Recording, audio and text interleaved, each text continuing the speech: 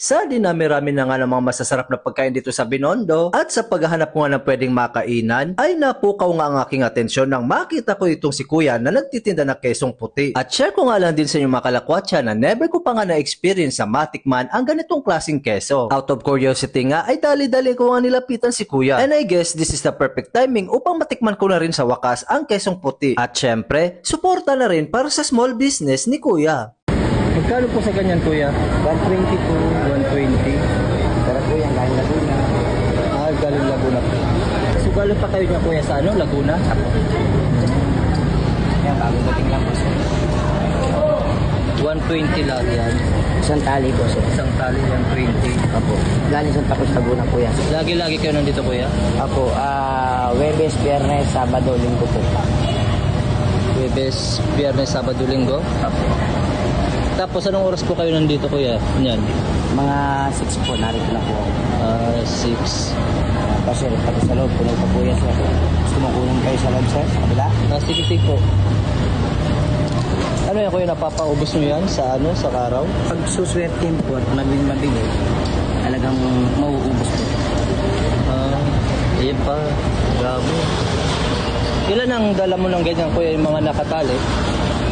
Last po yun 150 po. 150 yan? Oh, box po. Hanggang po. Kasama ko po yung anak ko pagbibigyan. So dito kayo lagi-lagi, Kuya, nakapwesto lang? Webes, Sabado po. Laging bago po talaga natin siya.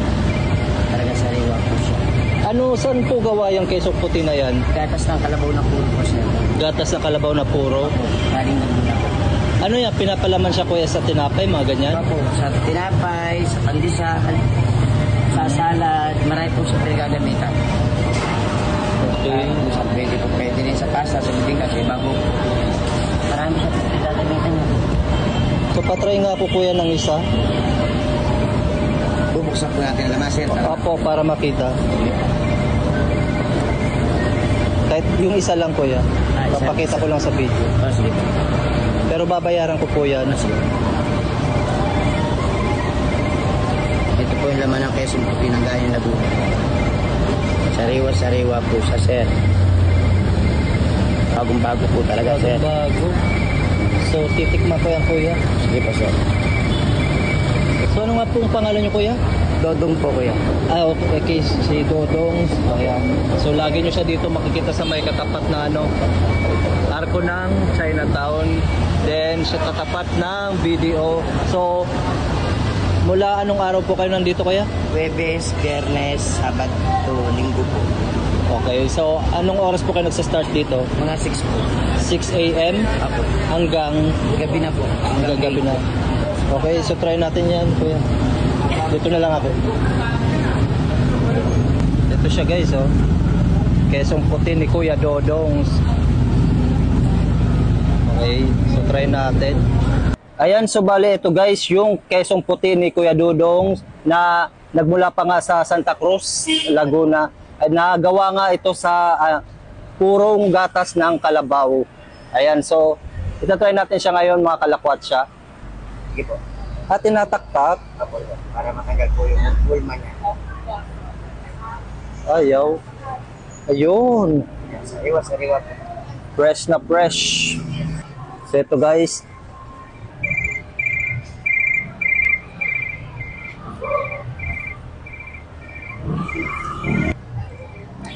Medyo salty siya, pero lasang-lasa mo pa rin yung gatas ng kalabaw. So sa halagang 120, may 4 na piraso ka na nakatali. Ayan, so ipapakita ko sa inyo, mga kalakwatsa. Ito siya.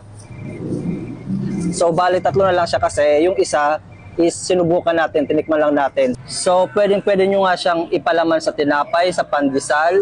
At the same time, pwede nyo siyang ihalo sa salad. Yan, ihalo sa salad, sabi dito ni Kuya Dodong.